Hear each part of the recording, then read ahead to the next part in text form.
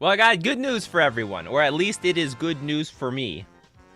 My parallel lives are safe. They're not gonna go down in value because apparently the card that said if one or more tokens would be created under your control, twice that of many tokens of those tokens are created instead, is the new Kaya Geist Hunter.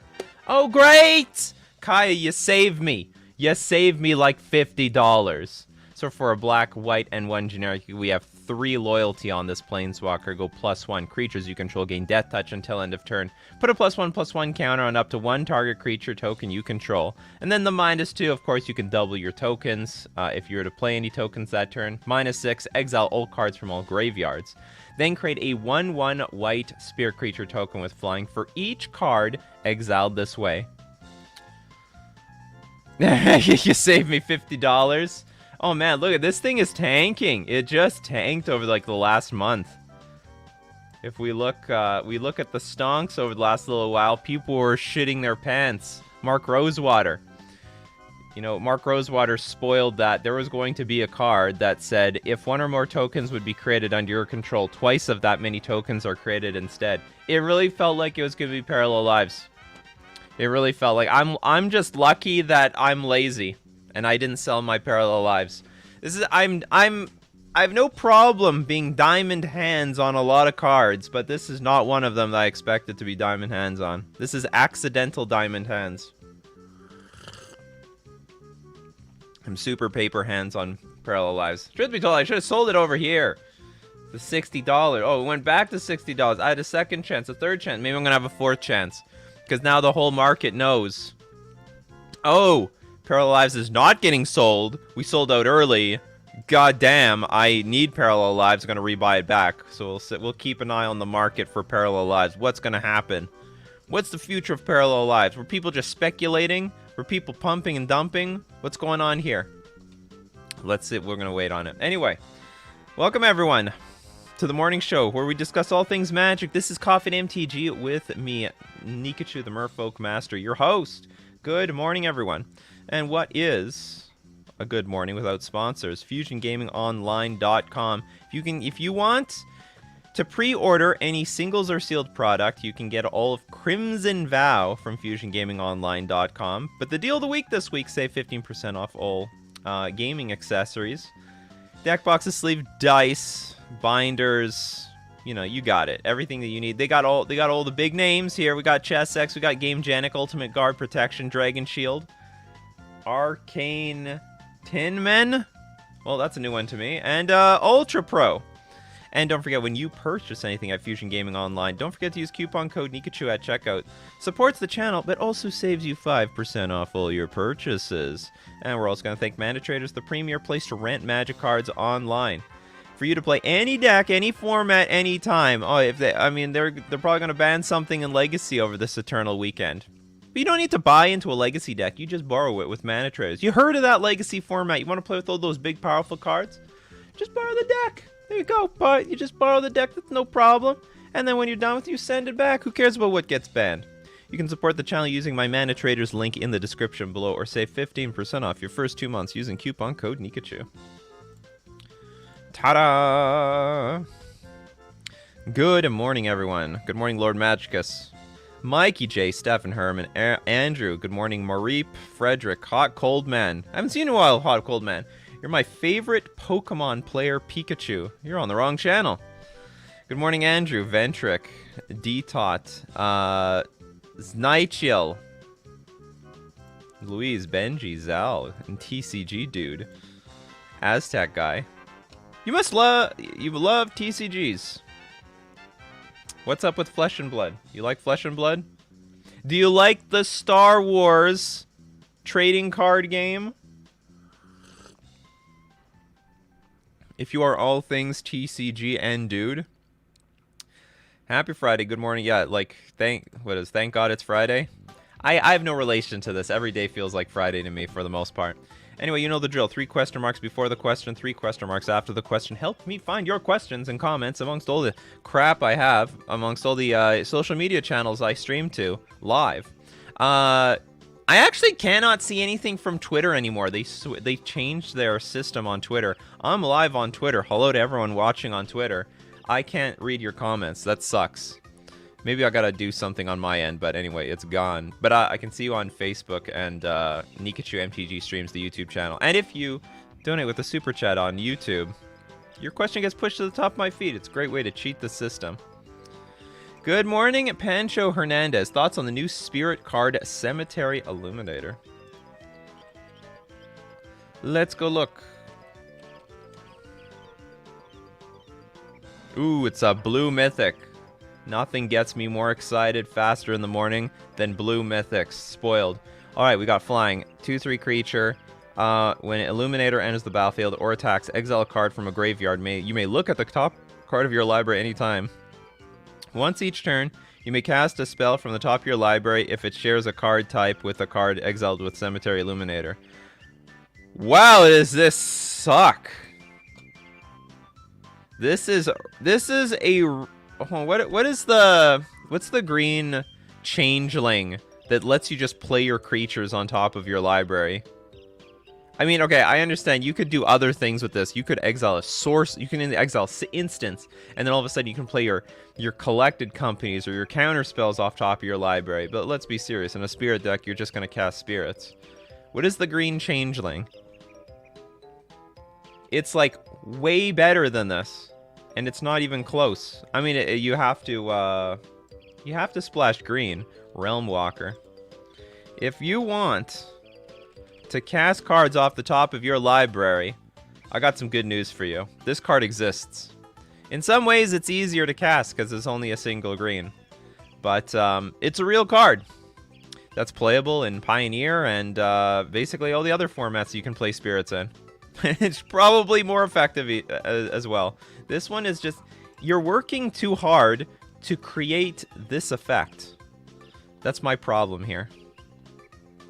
I think you're working way too hard. Don't work so hard. Work easy. Good morning, Dire Wolf. Good morning, Bearer. Mikey J, you should get an admin artist to draw on your parallel lives so you can sell them for 100 USD over the market rate on TCG Player. What is an EDM artist? I don't know what that is. Am I not with it anymore? Am I just a boomer? An EDM artist to draw on your parallel lives. Is that what's going on right now? People are drawing on cards and then selling them for a giant markup? I mean, if it's altered, then it makes some sense. Antonio, whichever version of the Reanimator deck do you like the most? Elementals or counter spells? I never heard of the version of Reanimator with elementals or with counter spells. I just know about an Orzhov. I mean, you're talking about modern? Like, what do we got here? Okay, let's go down this rabbit hole. What do we got for Reanimator in modern?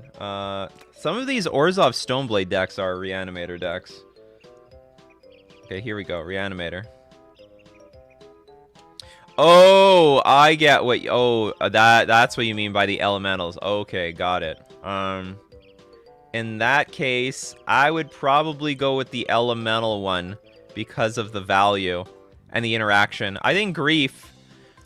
I don't really like the Grief Ephemerate thing as normally, but in a combo deck, it's actually quite effective because you can, you know, you want like a lot of interaction versus a combo deck, but this one will strip all of it away in one shot, or I guess 2 shots. But I think I would go with the elemental version, but I think they're both good. I think they're both fine. You know, when you said elemental, I'm like, what, is there Omnath in this thing? Is there Risen Reef? I don't understand. It doesn't make any sense. Electric dance music is what EDM means. But I would be fine with the counterspell version as well. One addition, but like the added bonus of these is that you get to reanimate them as well. Like you could Solitude something and then like persist it back onto the battlefield, exile something else, attack for 2 each turn. It's not bad.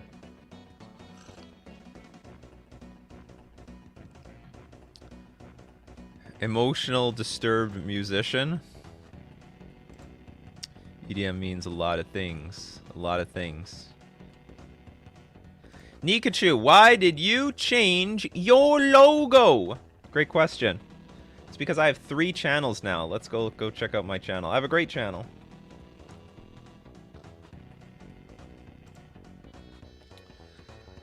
I changed my logo so that the branding would be easy to recognize. And truth be told, no one could tell what the hell my logo was. You could barely make out that there was some sort of white creature on the inside.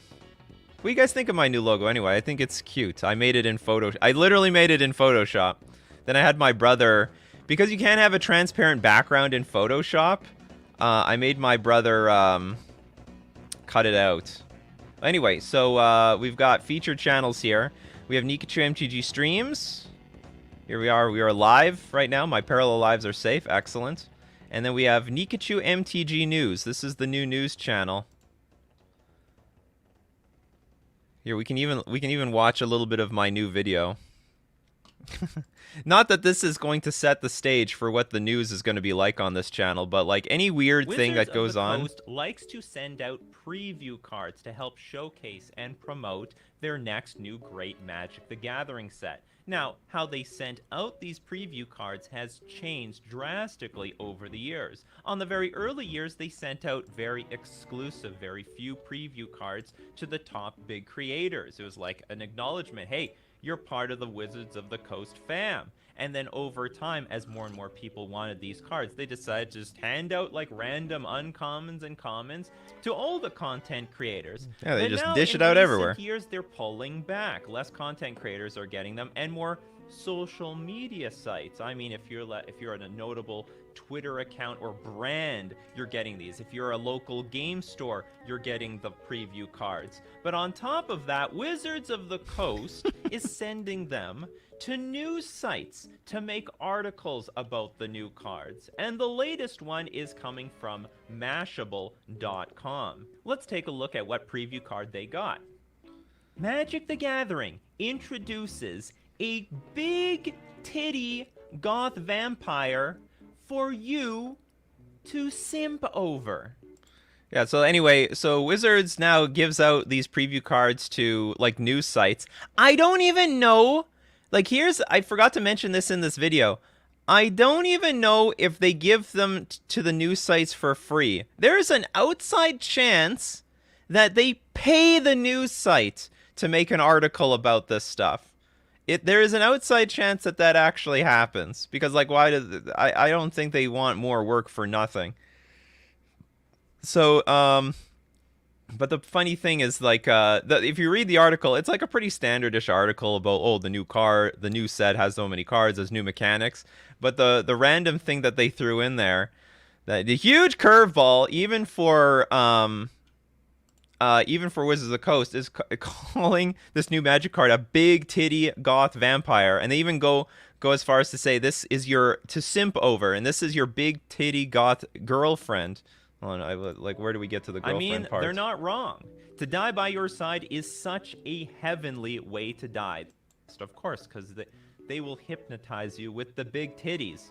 It can't block whenever you sacrifice one or more blood tokens. Target creature can't block this turn. It makes sense. Big titties hypnotize people. Turn.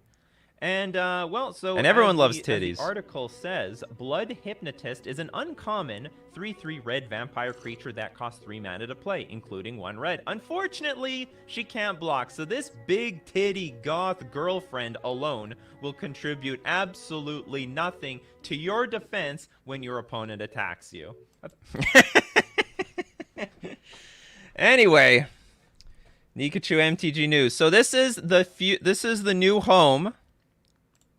This is the new home to the top 10 modern decks to beat videos, to deck techs, and to any random stupid news that might ever come about. And probably clips from Coffee and MTG if I find it necessary, or if I find it neat enough, I will take clips. So anyway, you can find a link to Nikachu MTG News from the homepage. Sub to all channels for good luck. You don't want to miss out. It's a big move. Like this video easily would get 20,000 views in like 2 days. So the momentum is a lot slower on this one. Hey, it hypnotizes women too. Don't leave women. That's the greatest thing about titties. Men love titties. Women love titties. Everyone loves titties. Nothing. It's universally loved. All right, let's get back to business. But anyway, that's why I changed the logo. And I saw some comment about the logo. As a graphic designer, I approve of this new logo. I also, you know, my wife, I showed up on her timeline on Facebook. She was about to block me because she thought she was getting some sort of spam from some company business, because it sort of looks like some generic logo from some sort of business. Can we get up close? Yeah, that's cute. I like my logo. I don't know which one should be for the main channel, but I think it's going to be orange. I don't think the orange pops out. The green and the red pop out big time. It's too close. Maybe I'm too far away. All right. Awesome. I'm happy. But yeah, so it's just a good idea to know everything's under the Nikachu brand. Nikachu universe expands. Yeah, simp for merfolk. Titty chew. You need 5 channels with the... Oh, that's interesting. So I change... Well, I guess the orange one can be considered the yellow one. And then I just need a blue and a black one. Who knows? Maybe I'll splice off this into Nikachu gameplay and Nikachu... Like Coffee and MTG. Or Nikachu and Coffee or something like that. Alejandro, I'm moving out to a country with not many local game stores, so I'm thinking of starting with Magic the Gathering Online. I like Amulet, Titan, and Mill. Is it better to buy the cards or rent? I'd like some more decks and formats too. Rent then. So buying into a deck is best if you are only going to play that deck, and you're like, I'm not playing anything else, and you are stuck to that deck, and you have no interest in playing and experimenting with other archetypes. But if you want to play like 2 different decks in Modern, and you want to play other formats and other decks, it sounds like a rental service is right for you, and then you buy a subscription that can cover the cost of the decks that you like to play.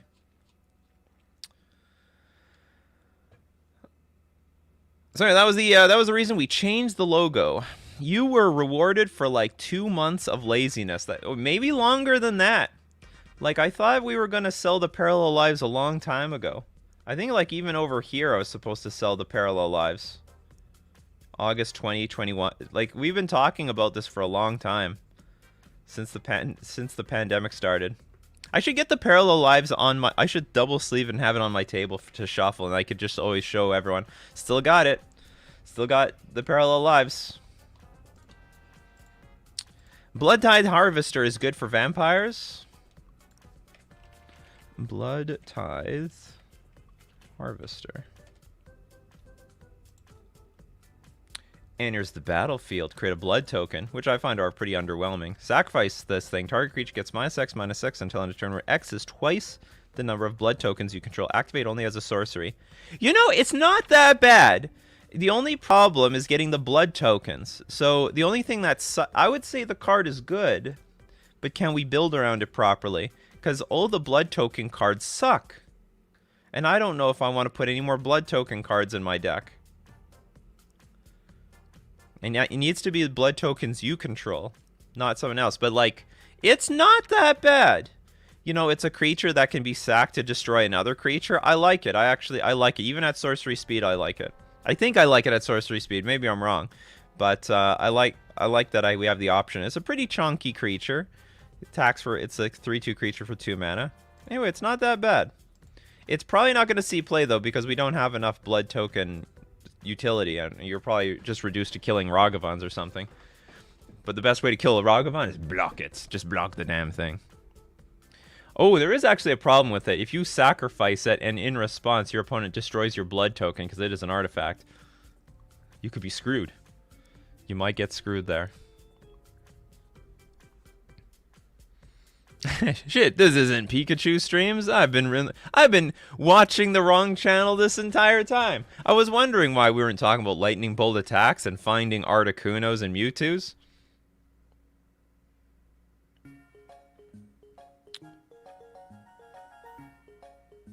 Thoughts on Hallow Wenge Overlord?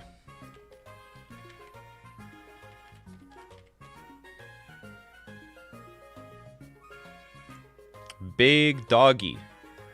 Big doggy. 6 mana. Alright, so at 6 mana, this better do something better than Primeval Titan.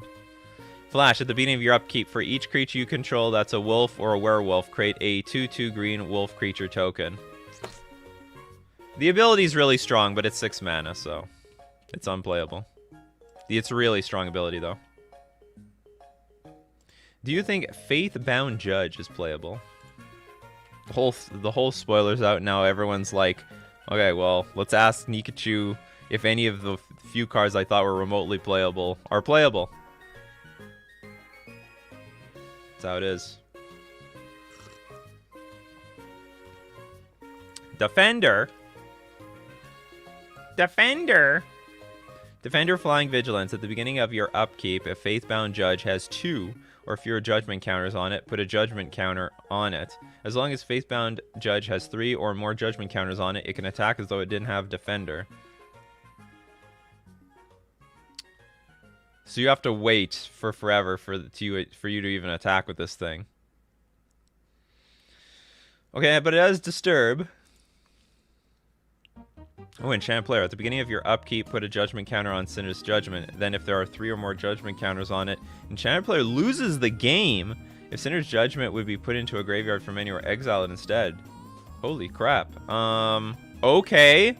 So the front half sort of stinks. It's a stinky card.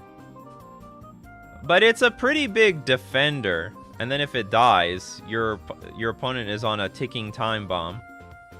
At the beginning of your upkeep, put a judgment counter on Cinder's Judgment. Then if there are 3 or more counters on it, enchanted player loses the game. And that doesn't take too long.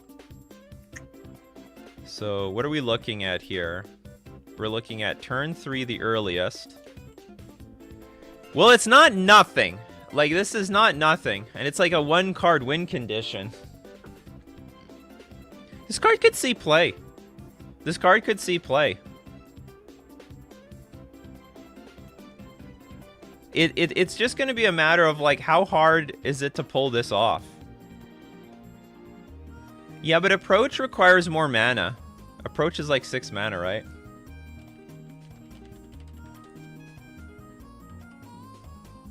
Or 7 mana, sorry. 7 mana. Like, and it doesn't defend you early on in the game. Like, you can play this turn 3 and start blocking your opponent's stuff. It's interesting. It has potential. I'm gonna put it that way. It has potential. Like, the upside is huge. Oh, sorry, you have to disturb it. I forgot. You don't, you know, it's not like it dies and it just comes back. I was looking at it like it's persist. Okay, yeah, you have to disturb it. Okay, so it has less potential than I thought it had, because we're at turn 7, so we're at turn 10, you lose. Okay, so that's completely different. Yeah, the disturb is still 7 mana. Yeah, that just, I was thinking of it like it's a 4/4, and then if it dies, we automatically get this part. Okay, so this is probably unplayable. Yeah, if you have to spend 7 mana to put your opponent on a 3-turn clock, no thank you. I've seen better. It probably is a limited bomb. What will it take to see you on I Hate Your Deck, another posty episode? Probably I have to bribe them. I have to pay them the big bucks. And that's going to be difficult because I have a feeling they have big bucks. They have like Post Malone and Cassius Marsh there. I didn't get my Ragavans. How fast they will ban it? I don't want to happen the same when I bought Okos. Oko is an emergency ban because the whole format warped around Oko. Ragavan's going to be around for a while. I would suspect at least till the summer. At least. And maybe longer than that, pending what the metagame looks like at the time. So if somehow Ragavan's not popular at the time that they intend on banning Ragavan, they just won't ban it. And it might could last another year. We might have. I think Ragavan will get banned eventually. And the first, like, if they ban Ragavan in Legacy, then they're probably gonna ban Ragavan in Modern. It's just simple as that. As simple as that. Thoughts on Hullbreaker Kraken? You know, I actually read that first as Hullbreaker Karen. I love watching the Karen videos on YouTube. You look at my YouTube history, it's all Karens embarrassing themselves in public. Is there no Hullbreaker Kraken? Oh, it's Hullbreaker Horror. It's a Kraken creature. It's a Karen! Okay, from this day forward, we're renaming all the Krakens Karens. 7 mana for a 7/8 creature. Flash. The spell can't be countered. Whenever you cast the spell, choose up to 1. Return target spell you don't control to its owner's hand. Return target non-land permanent to its owner's hand. This is unplayable in... No, okay, you know what? This could be a budget card for blue-white control decks, blue-black control decks, blue-red control decks. This could be a budget win condition. But I think by default, it is... Gontran, I think by default, this does not make the cut in Modern, because this is way too expensive. Could see play in Pioneer. Maybe you could see play in Pioneer. But even then, they got, like, Gear Hulks and stuff. So I think this is, like, a budget win condition, if you can. It's a strong card, though. The fact that it has flash and can't be countered, you might even see this in the sideboard as you might see it like as a sideboard card against the control decks, because it's real. I mean, it's a 7/8 creature. This thing is enormous. Gets out of range of Unholy Heat. Screw your Unholy Heat.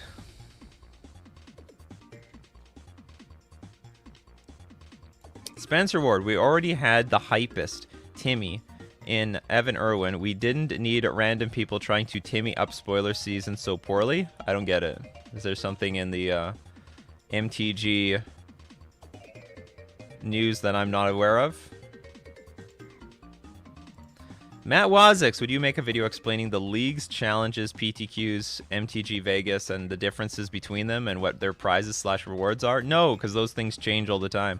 In fact, the Vegas prizes have nothing to do with the Wizards of the Coast Grand Prix prizes.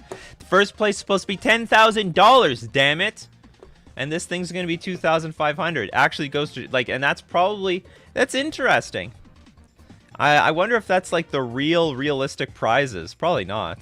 But I'm wondering if Wizards of the Coast boosts the prize pool just for us. I mean, I guess you just count the entry fees. Whatever. But anyway, I did once make... Oh, but it was a private Patreon video. I did go over the differences between, like, leagues, friendly leagues, competitive leagues, but that's all changed now. Now there's no competitive leagues. Now there's, like, preliminaries. Very unlikely I'll make this video. But I will say your best bang for your buck is playing in the leagues. It's better than the queues. And don't play in preliminary events. That is not good value. It's terrible value. If there are very few people in a Modern Challenge, it's high value. But if there's a lot of people, and I think the breaking point is something like 130 people, it's bad value. Or I should say, if your win rate is 50%, I think you need less than 130 people in the tournament. But if your win rate is 30%, if there's over 130 people in a tournament, you're expected to lose. Based on EV.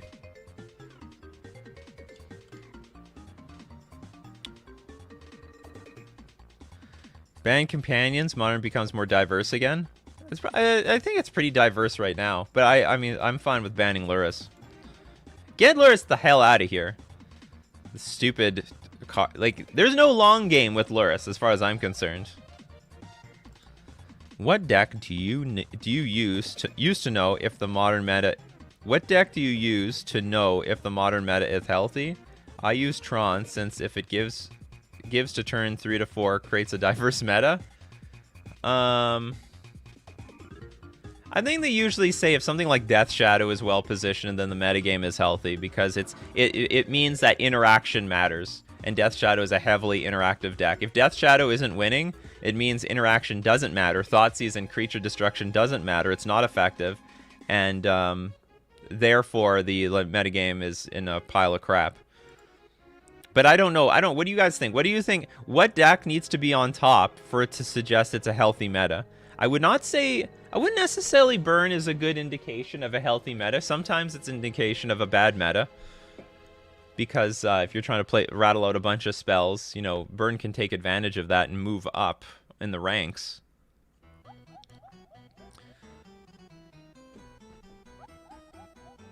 Is Lurrus the most bannable card in Modern right now? Right this instant, yes. I would say Lurrus is the most bannable card. And you don't even need to ban it. You know, like, I'm not calling it like we have to ban this card, but it looks like this Lurrus's time has come. Direwolf names Hammer Time. Get out of here. Oh, that's a pretty... If Merfolk is on top, Modern is in a healthy state of the metagame. Yeah, it used to be Boom or Jund. Now I would say it's Shadow, because Shadow is just a better version of Jund. It just has been for up until like the Jund Ragavan deck, which now competes on the same level as the Shadow deck. SCG won't do coverage for future events. Well, they didn't do coverage for the last event. There's no indication that they'll definitely that they're not going to have coverage anymore. They might bring some back, but they did. Cedric Phillips did make a statement that they can't make money. They don't make as much money. They don't make a return on this stuff, so probably is not coming back. Maybe COVID was a good thing for Star City Games. Like, oh my God, thank God we don't have to sink so much money into this coverage stuff anymore. Death Shadow's not doing so hard. It's you're right. But you know what? At the same time, Jund Ragavan is doing well, but that's not good. Where's Shadow? Shadow is not doing very well. So I would say, we do have interactive decks. We have Azorius Control, Murktide Regent. We've got the Jund deck. I think that we have a lot of interactive decks. It just so happens that Jund sucks against all of them. Take that, Jund. Who's Day 2 MTG? He's using your old logo. He's my friend. Come on, you know this. What is your favorite sword? I don't know. Samurai sword? Is that like a noob answer? I don't know anything about swords. I can't even name you many names of swords. Alright, this is... Look at that blade. Cut you in pieces. You can kill people with this thing. Don't do that. Nikachu MTG does not condone the killing of people with samurai swords.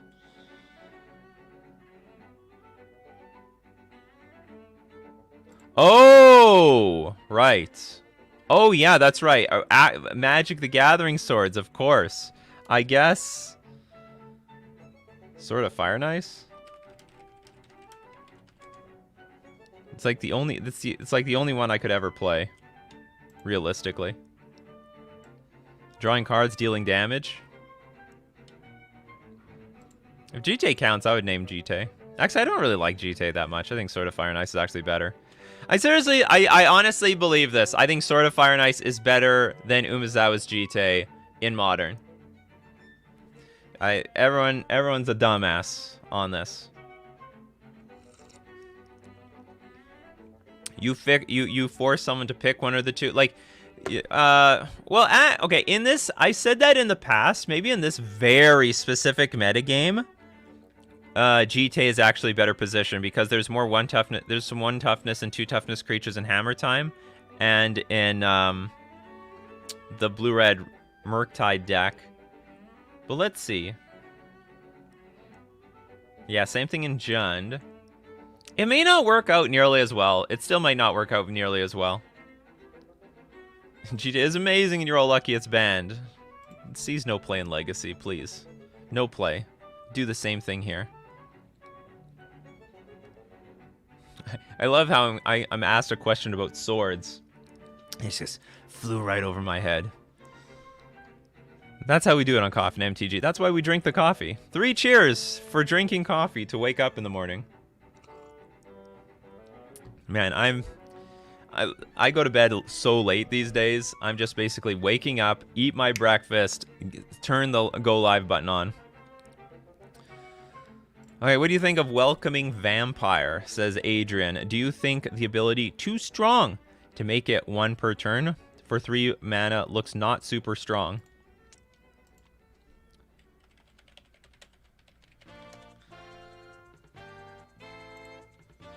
Welcoming. Yes, welcome me.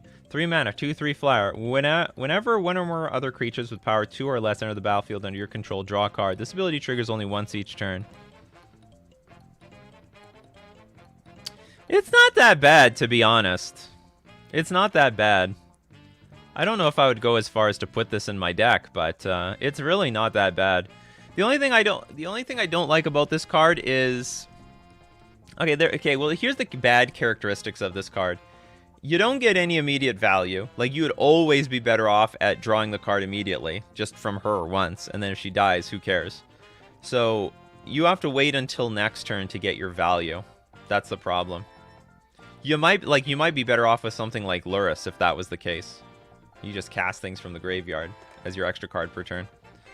So yeah, it's not that. It's not a strong card. It's like, do you get enough value out of this card? And the answer might be no, because they'll just kill it. It might be a kill on first sight sort of card though. Do local game stores in Quebec province in Canada sell French sealed product or in English? I don't know. I am not from Quebec. Now, from what I hear, they sell at least French. They do have French, but I don't know if they have English. They probably do. Because if they're running out of English, they'll start playing with some French boosters. Sorry, if they're running out of French, they'll start playing with some English boosters. English boosters everywhere around Canada.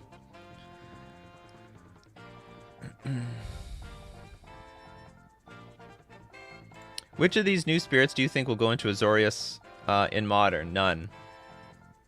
Truth be told, probably none. I mean, maybe something, but like nothing really. Well, honestly, I haven't looked at the full spoiler. Okay, let's do this. Let's take a look.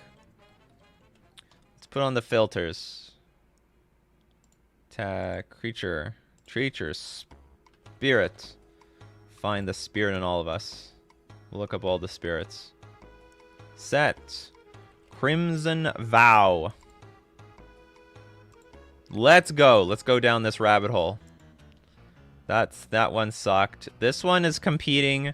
Remember, this one was competing for like the space of a lot of other cards. Oh no, this is that bad. Forget it. This is the think of a different one. Think of this one down here. Dunheart Geist. Whenever you cast an enchantment spell, you gain 2 life. Useless. Distracting Geist. Whenever Distracting Geist attacks, tap target creature defending player's controls. That's not too bad, but it's 3 mana. Enchant creature as whenever this creature attacks. I don't care. Attacks or blocks, sacrifice it. Then it turns into a Geist of Saint Traft aura. Useless. So this one I think had the most potential. Because at the beginning of combat on your turn, so you could just cast this on your turn and then immediately you get value out of it. Tap target creature, or target creature doesn't untap during its controller's next untap step. I think this is the most playable one from what I've seen. 2/2 with Disturb, enchanted creature, whatever. This is the what's it called? Second Sunrise one. Fleeting Spirit, exile 3 cards from your graveyard. Fleeting Spirit gains first strike until end of turn. Discard a card. Exile Fleeting Spirit. Return it to the battlefield under its owner's control at the beginning of the next end step. Hold on, what? Discard a card, exile it, return it to the battlefield under its owner's control at the beginning of the next end step. That's not bad, but it's not great either. It doesn't fly. Flourishing Hunter at 6 mana. Gutter, Skulker, can't be blocked as long as it's attacking alone. That's 4 mana. Oh, here is something. White, 1 generic, flying lifelink, protection from vampires. Power and toughness are each equal to number of permanents you control that are spirits and or enchantments. Okay, goodbye. Lifelink, 2/3 with Disturb. Lantern Bearer, 1/1 spirit with okay, what's this one? Giant creature gets +1/+1 as flying. If it would be put into a great... it's not... If this came back as a creature, I'd be all in on this. Even as a 1... I think as a 1/1 flyer. I think. But it's not competing with what we got. You may have Mirror Hall Mimic enter the battlefield. Oh, this thing. If it was 3 mana, this could be a big deal.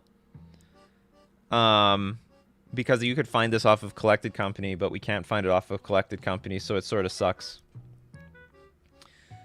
Mischievous Catgeist. Okay, so 10 out of 10 for having cat spirits in the set. When it deals combat damage to a player, draw a card. Holy shit! You just draw the card? What is going on here? That's crazy. Well, anyway, it's a 1-1 on the ground, so I don't think it's gonna see competitive but I'm all for cards that draw cards. And it's got Disturb, so it turns into like a Curiosity. Oh, it's called Cat-like. Oh, it turns into Cat-like Curiosity. Interesting. Twin Blade Geist, a double strike, just with Disturb. Voice of the Blessed. Oh, this one is gonna see play. Not in Azorius Spirits though. This is a really good card. This is probably the best spirit in the set. Voice of the Blessed, the 2-mana 2/2. Whenever you gain life, put a +1/+1 counter on this, and if it has 4 or more, it gains Flying and Vigilance. This is a big one. The flavor win for the cat. Oh yeah, is it? I never get any knitting done, but I don't entirely mind. Oh, there's nothing on the other side. So is this like the reverse? Like we have because there's another cat here. Is it the same cat? Maybe not. I can't tell. Bedsheet Elemental. Bedsheet Elemental. How did that happen? How did they call this thing Bedsheet Elemental?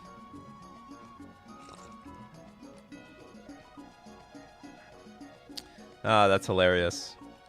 I had so much. That was so funny. Anyway, so that's the deal. This is the best spirit, but this is gonna see playing like Soul Sisters or something.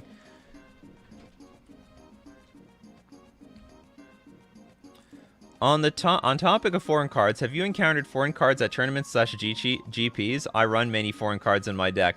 Well, TCG dude. You happen to ask someone who plays with foreign cards in tournaments. So yes, you can encounter foreign cards at tournaments and GPs. And if you play internationally, like if you play in the United States and Canada, it's very likely you're only going to count mostly English cards. But if you play in Europe, expect anything and everything. You better know what the cards are based on casting cost and the picture, because you will constantly be calling the judge for the Oracle tax. And by the way, so if you don't know what a card does, or you're not sure, you don't want to believe your opponent, call a judge. Call a judge, say, I want an Oracle tax. I want the Oracle text on this card. They'll look it up for you. They'll show you. Anyway, so that's no problem.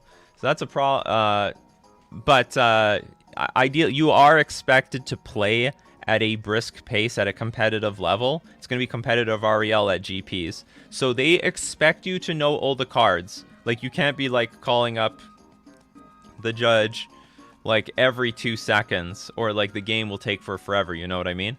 There was a situation where I was preparing for Standard in Taiwan. There was a GP in Taiwan. I was preparing for Standard. But, like, I didn't prepare enough, not nearly enough. And then when the GP came around, I'm like, oh, I can't play in the main event. Why? Because I don't know what any of the cards do. And I knew there would be a lot of, like Asian cards, Japanese, Chinese, Korean cards floating around, and I'd be like, I have no idea what this board state is. I can't play this game at all. So I just played modern side events at that GP. And I had fun. It was a good GP too.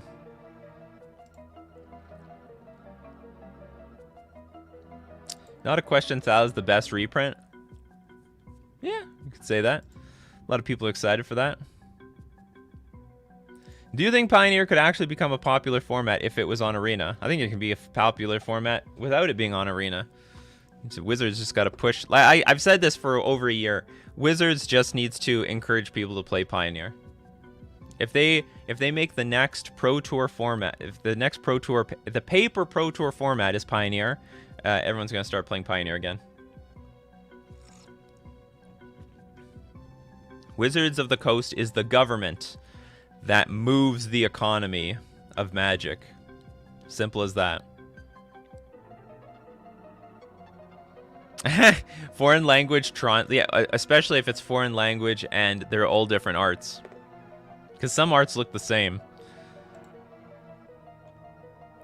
What if you have no idea what the cards do /are? You just call, you call a judge. You can call a judge. You're allowed to call a judge. And it happens. Like, my opponent will play some random sideboard card that I've never seen or heard of. And,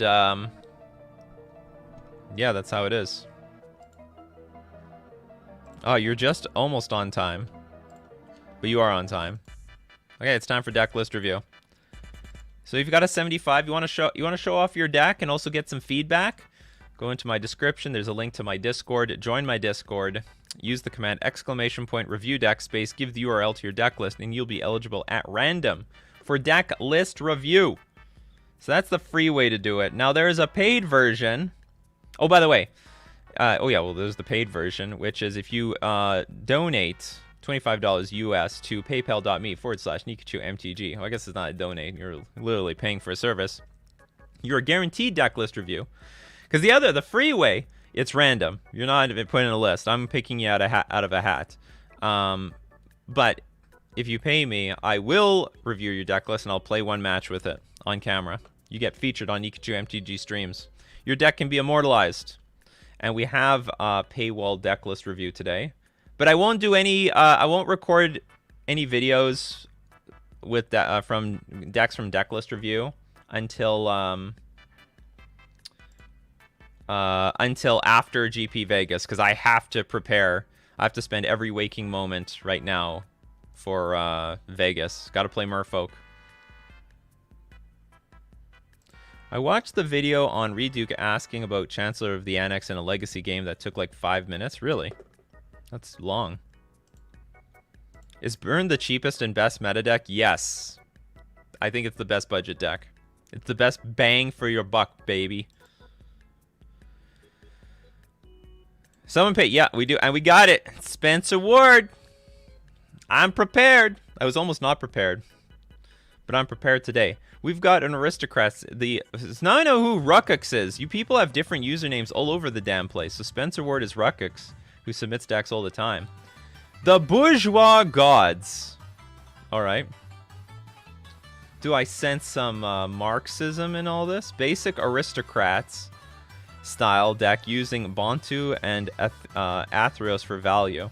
So we have Athreos, God of Passage. And of course, he has to troll us by submitting this on the worst site for deck list review, deckstats.net. Athreos, God of Passage, indestructible. As long as your devotion, well, whatever, it's less than 7, it's not a creature. But whenever another creature you own dies, return it to your hand unless target opponent pays 3 life. Usually not a fan of these cards, but if we get our synergy going, we might be putting our opponent in a position where, you know, they'll have no good option. Them losing life might be worthwhile. Blood Artist, whenever Blood Artist or another creature dies, target player loses 1 life, you gain 1 life. Bantu the Glorified. Where can I find competitive events for Modern or competitive EDH? I have never competed in any events other than at local game stores. P.S. Good to have you back in my life, Nikachu. Good to see you again, Chris. Are you back in the United States? So, Wizards has like an event locator from their site. Okay, so too many people are paying me for my services at once. I'll get back to you, Spencer Ward. Wizards event or is it called a store locator? So I just googled Wizards event locator, then we have events search. So then you put in your address. Here, I'm gonna put Winnipeg. I'm from Winnipeg, Manitoba, Canada. You can play FusionGamingOnline.com, of course. So we have 5 local game stores. We have Play and Trade. We've got Amusin' Games. We've got also, they don't have it all advertised, but I don't want you to know about my location. I just told you my location, Wizards. We're gonna tell you again. So this is the first way to do it, where we have we have like game night, Amusing Games, Fusion Gaming, Galaxy Comics, Play and Trade. Did I mention that one yet? Anyway. And then that can help you. Now the second way is use Facebook. Use Facebook. Look up like Magic the Gathering in your location, and stores usually have like some sort of Facebook page, and you can figure it out from there. And hopefully they have hopefully they play the events that you want. You actually can't determine that, but that's the best you can do. If anyone else has a better system, let Chris know. Alright, where were we? Bantu the Glorified. Menace, indestructible. Bantu the Glorified can't attack or block unless a creature died under your control this turn. Sacrifice another creature, scry 1. Each opponent loses 1 life and you gain 1 life. Bantu's Monument. This actually might be interesting. So black creatures spells you cast cost 1 less to cast, and whenever you cast a creature spell, each opponent loses 1 life and you gain 1 life. So actually there's some synergy there with Athreos, because you could get the creature back. Carrion Feeder, Cruel Celebrant, Dread Wanderer. Okay, this one also can come back from the graveyard, return it from your graveyard to the battlefield. Activate only as a sorcerer, and only if you have 1 or fewer cards in hand. Well, that's a deal anyway, because like, why do I hold on? Oh, this could be a win condition in a control deck, so they want to encourage you to be empty-handed.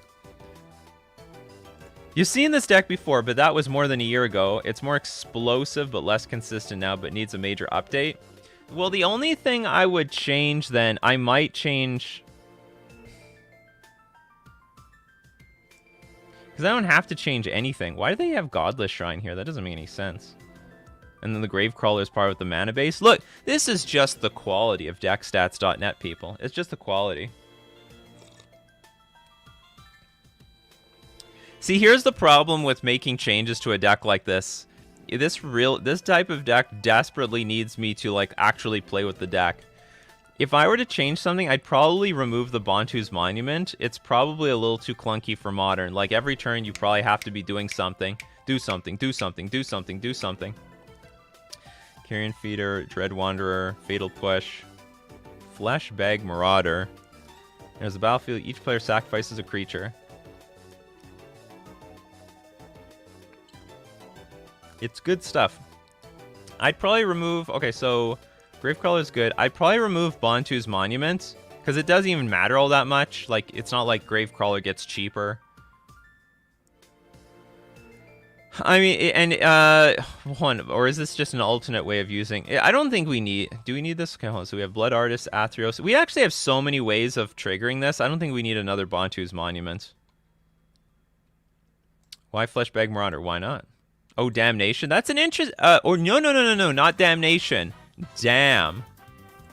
That's a good one. At the right moment, we just blow the board. That's a good one. I think we can put Damn in this deck. How many lands do we have? I can't tell. We have this fucking Woe Strider at the end. Yeah, we don't need more, like, Bantu stuff. Like, we have the Woe Strider as well, which is very similar. Or, no, hold on. Is this what I think it is? Oh, no, it doesn't have... For some reason, I thought Woe Strider made you lose life, but I guess that's because every single time I play against Woe Strider, I see a stupid Daredevil across from me. Drag and drop cards? Not today. Blasting Station? I think everything needs to be a creature.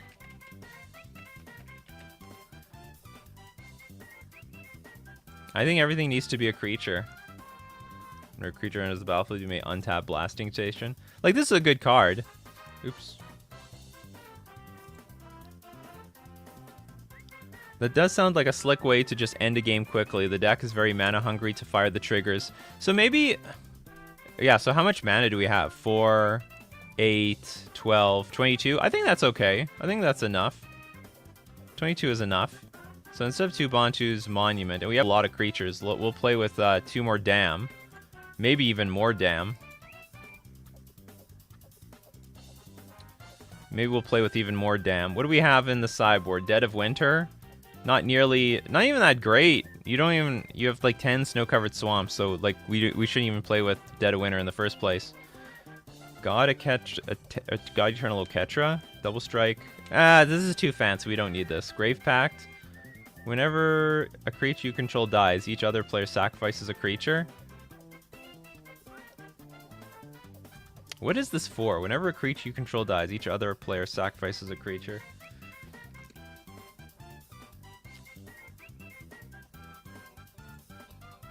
Does Priest of Forgotten Gods work in this deck?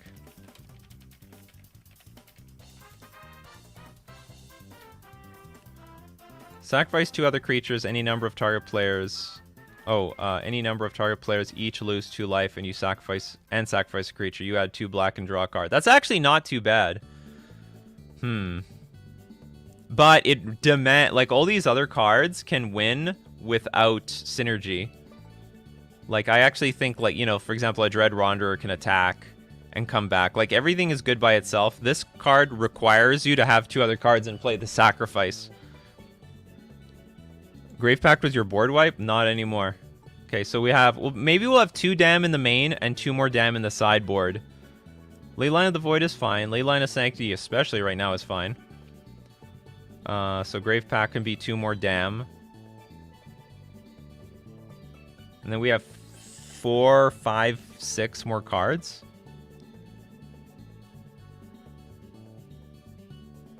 You are neither viewing a list you created. Hold on, let's see if I can... where do I download this thing? Download, please.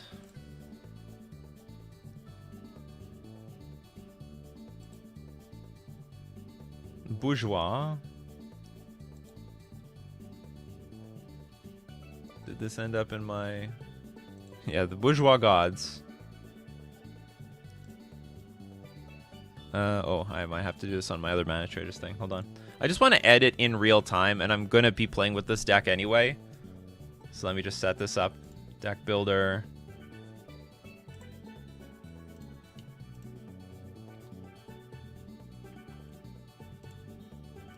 Get the Bourgeois Gods. So bourgeois.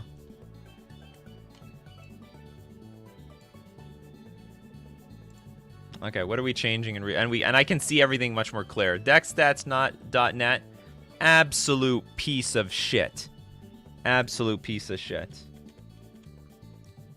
This is absolute. Even look, Mana Traders does a better job showing the cards. Although sometimes they show like some completely random thing.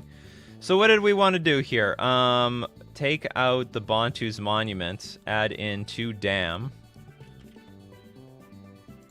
At least 1 in the... 2 in the main, 2 in the sideboard.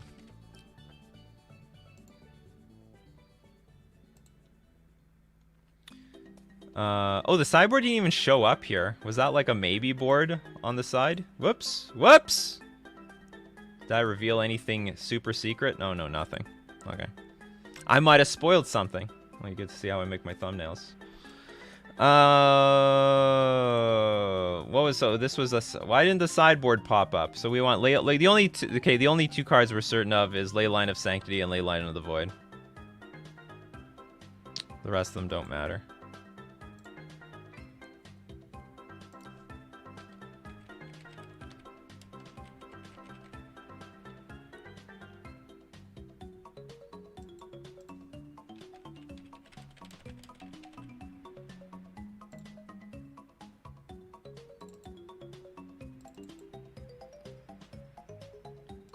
Do all the combos in the deck die to Lightning Bolt? Probably. But there's a lot of cards that come back from the graveyard, like Gravecrawler. Do we have enough zombies? Zombie Jackal. Yeah, we probably have enough. Yeah, we have more than enough. I don't think that... I mean, there's nothing wrong with the combo if it's resilient, like if it comes back from the graveyard. We have Godless Shrine, Isolated Chapel. We need white, though. We need at least... So we need to have some Fetchlands in here. Or this is not going to work out very well. So let's take out... I think we should have 1 Plains. At the very least.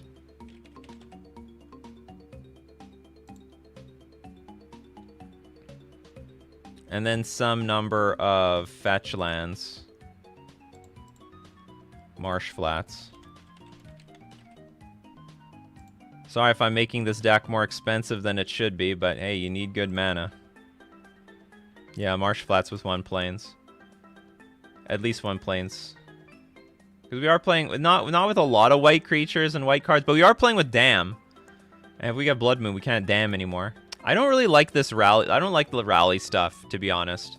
I don't like the cards that, oh, you bring back all your stuff from the graveyard. I mean, you know, a lot of our opponents are going to bring in graveyard hate against us in the first place. Yeah, they're all expendable. So we aren't dependent on the synergy. It's nice if they never die, But if they die, whatever. They can hold their own. We should consider the Trap Hole from Forgotten Realms and Kaya's Guile or Vindicate. Kyle's okay. That could be for sideboard. I don't know what for. Like, what do we need for the sideboard? Do you know what we need? We need Enchantment Destruction. So maybe Vindicate. Is there a better card than Vindicate? Or is Vindicate the best thing? Concealed Courtyard? Yeah, it's probably better than Isolated Chapel.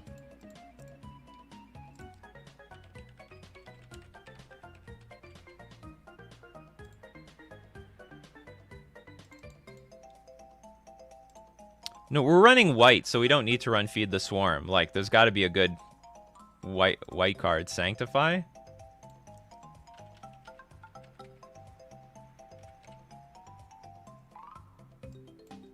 Seal of Cleansing? Come on, there's got to be better.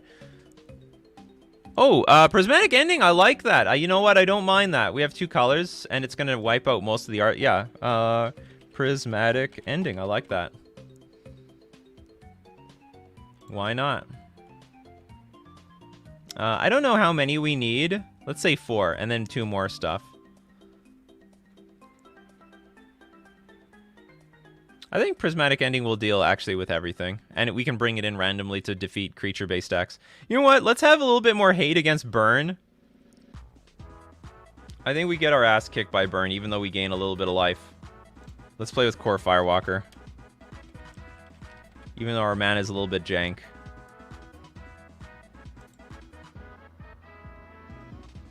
This might not be the best solution. Well, Classic Disenchant is fine, but this is... Prismatic Ending can be brought in against anything.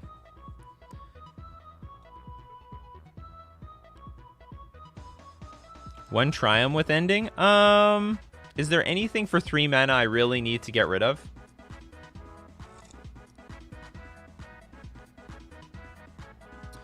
You guys think Sanctifier on Vec is better?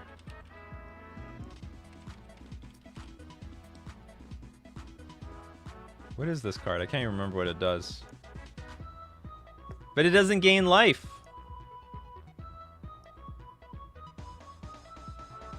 It doesn't gain life. I don't like it. Our head is going to get beaten in.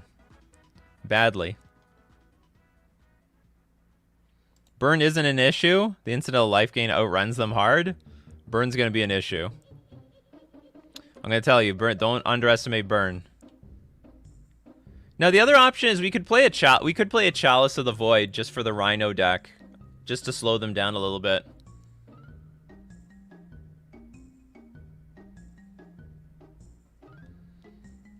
Oh, I don't want to use both of them. That's a little much. And we are using Leyline of Sanctity anyway.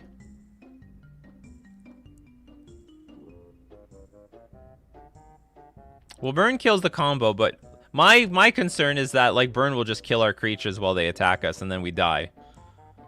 Because our creatures don't block very well. In fact, our creatures block in a very shitty way. I'm not thrilled. We need to deal with the board. Core Firewalker. Okay, this is how I'm going to leave it. And then, all right, and then after Vegas, so near the end of the month, we're going to play this deck. That's how it is. Excellent. All right, thanks for submitting the deck list, Spencer. We're going to bring this thing to life. All right, now we're going to have a paid deck list review.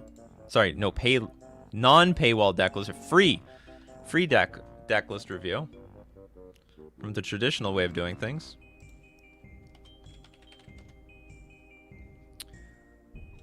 We got Meetus. Congratulations, you're the next contestant on deck list review.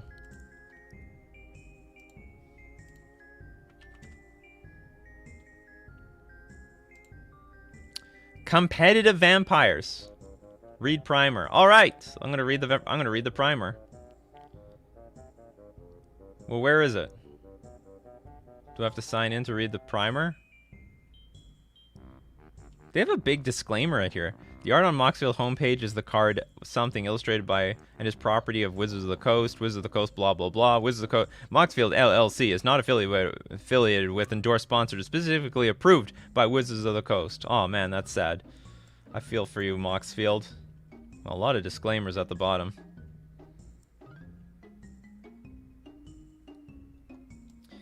Is this a troll? There's no primer. After Vegas, the new cards will be out. Well, I mean, I don't think we need. Well, I don't know if there's anything new coming out. Oh, you like portable hole over dam? I think we can live without it. It is, well, dam, because the idea of dam is you have enough creatures. You might have enough creatures to kill the opponent, but you have no sack outlet. So what you do is you dam and you blow up your whole board and kill your opponent. That's the idea of dam. Yeah, I see no primer, so I can't read a primer that doesn't exist. Sorin, Imperious Bloodlord. In foil. Knight of Evan Legion, Vampire Lacerator, Vampire of the Dire Moon, Cordial Vampire, Gifted Aetherborn, Ruthless Cutblade. Guess +2/+0. Sorry, +2/+1 as long as an opponent has 10 or less life. Slaughter Specialist. Enters the battlefield, each opponent creates a 1/1 human token. Oh, this is that big one, yeah. Whenever a creature an opponent controls dies, put a +1/+1 counter on Slaughter Specialist. Nighthawk Scavenger, Vampire Nocturnus. Oh, I didn't know there's an alternate art for this thing. Always start with 2 mana and a Nocturnus or Sorin. You can mainboard Chalice. Leyline equals Lantern. Oh. Thanks for the primer. I would be lost without it. Ugly Hood Rat with the super chat. Nikachu, Sanctify will be legal by December. It's the new set. It's in the new set, Crimson Vow.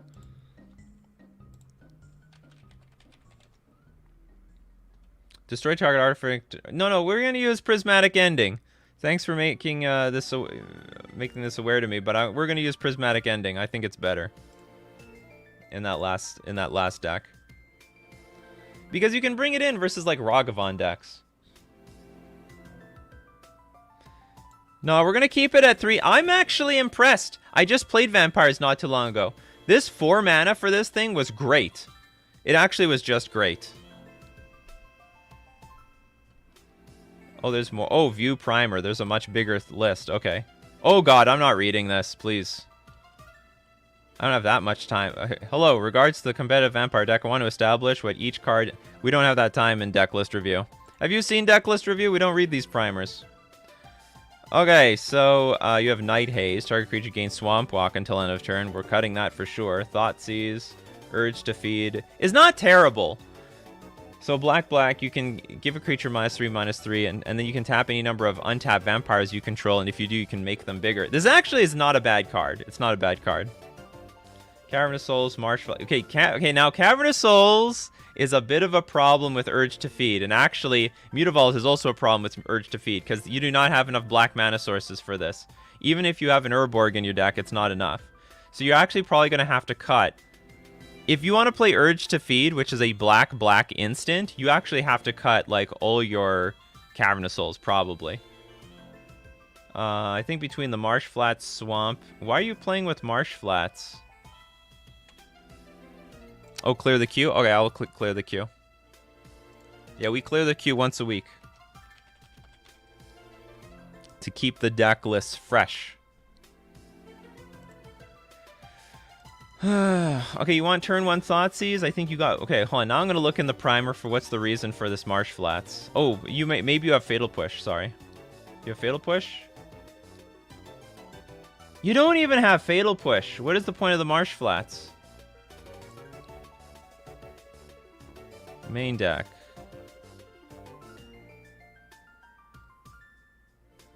Don't even explain the Marsh Flats. You can't use it for flood protection. I'm pretty sure your answer is you want to do... Okay, so very quick lesson on Fetchlands in the main deck. Yeah, deck thinning is pointless. So, I've said it a million times. I'm going to say it again.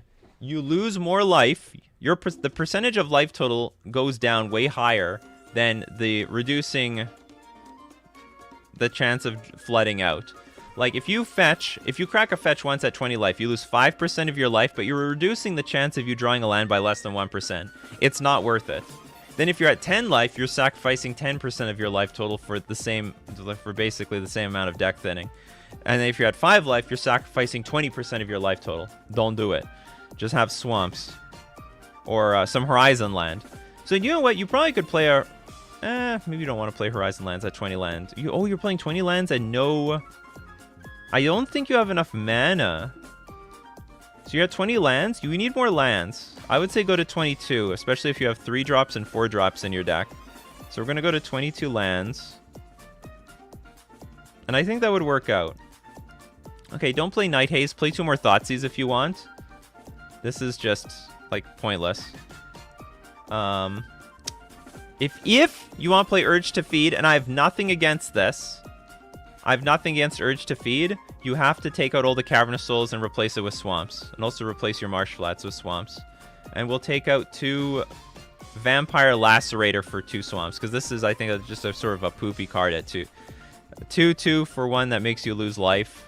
I'm not impressed. Or maybe I'm more impressed with this than the Vampire of the Dire Moon. But take out one of the 1-drops, because you don't need all of them. Because you'll have 4 Thoughtseize. You have 12 things to do on turn 1. And you have a curve of like 2 drops and 3 drops and 4 drops. So you're probably going to use your mana up every single turn. So you don't need Vampire. You don't need one of these 1-drops. So I'll take out Vampire Lacerator. Add 2 more lands. 20 lands is too few. So as you notice, as you probably notice with this deck, if you play with this, you don't get to play Urge to Feed all the time because your Cavernous Souls and Mutavault trip you up on your mana. Too clunky. So take out the Cavernous Souls, add Swamps. Or maybe leave 1. You could probably... No, sorry. Okay, so if you go to 22 lands, you could leave 1 Cavernous Souls. Or if you really want 2 Cavernous Souls, reduce one of the Mutavaults. You need 18 black sources to play Urge to Feed reliably. Cut Urge to Feed? It's okay. I'm going to keep it. We got to keep some of the flavor of their deck. I don't want to remove all the flavor. Sorin is fine. Cordial Vampire, Gifted Aetherborn. It looks really good, but I never had a lot of success with this card. But I'll keep it. Ruthless Cutblade, Slaughter Specialist. Replace Cutblade with 2 more Nighthawk Scavenger. This is just too good to pass up. It's a flying lifelink, potentially 5-power creature. You know what? I'm a fan of Calastra Highborn if you're going to have a lot of mana available to you. But this deck is going to be curving out into 2 drops and 3 drops and 4 drops. So I'm not as happy about Calastra Highborn. It's only good if you have a lot of mana available. Yeah, you need 20 sources to have... No, you need 18, don't you? I thought it was 18. Maybe I'm wrong. Maybe it is 20. Let's see, hold on. How many color mana sources do you need?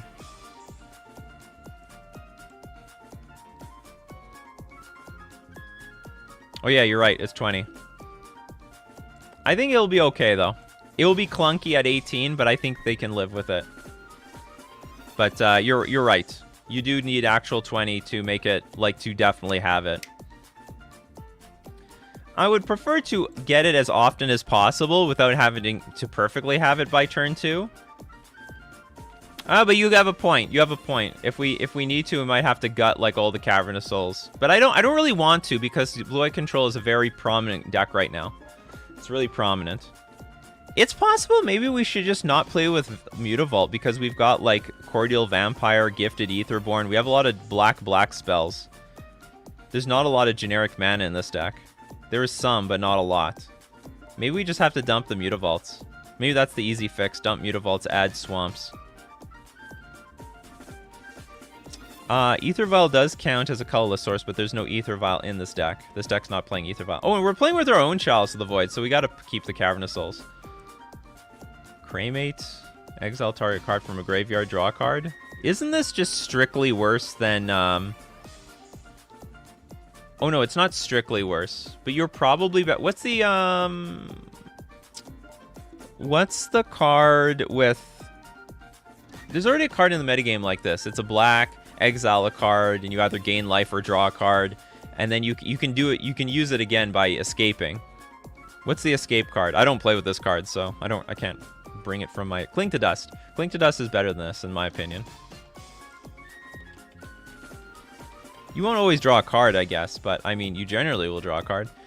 But you could use it again. Exile target card from a graveyard. If it was a creature card, you gain 3 life. Otherwise, you draw cards. You're usually drawing a card. And you can escape it for 4. So you get 2 shots out of this. I think it's better than Cremate. Break the Ice is fine. Leyline of Sanctity is fine. Those are my suggestions. I think they're pretty clear cut. And of course, I guess you could dump the Urge to Feed, but whatevers. What's Beckon Apparition?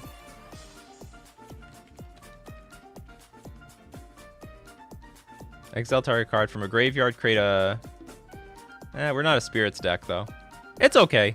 I think Clink to Dust a little bit is better. You get... I would rather honestly have a random card in my hand than to have a 1/1 Spirit in an archetype like this. So I hope that was fun. Anyway, that's it for Coffee and MTG today. If I didn't get your comments, questions, or deck list, we do this Monday to Friday, 9 o'clock a.m. Central Standard Time. Be there or be square. If you love Coffee and MTG in the morning, you love to support the show, you can drop a sub at twitch.tv/Nikachu MTG. Oh, don't go anywhere. I have an announcement. You can become a patron at patreon.com, or you can hit the join button on YouTube. If anyone joins me for my gameplay stream on the weekend, no stream on Sunday because we're doing it on Saturday. We are playing the Modern Challenge because I can't wake up early enough on Sunday. We got to prepare for GP Vegas. We're going to be playing the Modern Challenge, so be there on Saturday, not Sunday. Probably a lot of people are like, where's Nikachu on Sunday? Well, I'm not going to be there. Saturday. So anyway, I see you on Saturday. We're going to play the Modern Challenge. The hand will be hidden. There will be a hand hider because they're fucking cheaters. Idiots. Ruin streaming for everyone. The stupid cheaters. Too many cheaters out there. But they're not going to cheat me because I have the hand hider. I guess they could see my sideboard decisions, but whatever. I'm a fucking Merfolk deck. Who cares?